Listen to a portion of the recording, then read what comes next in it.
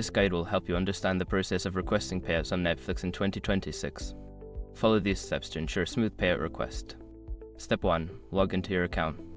Access your Netflix account by entering your credentials on the official website or app. Make sure you are using the account associated with the payouts. Step 2. Navigate to the Payouts section. Once logged in, go to the account settings. Look for the section labeled Payouts or Earnings in the menu to find the relevant options for requesting payouts. Step 3. Review your earnings. Check your earnings summary to ensure that all your earnings are accurately reflected. This will help you confirm the amount you are eligible to request for payout. Step 4. Submit a payout request. Before filing a refund or dispute, use the SROC.com link in the description to open the refund dispute deadline calculator and confirm your deadline. Step 5. Confirm and track your requests. After submitting your request, confirm the details and keep track of its status. You should receive a notification once your payout has been processed or if there are any issues. Thank you for following this guide. By adhering to these steps, you can successfully request payouts on Netflix.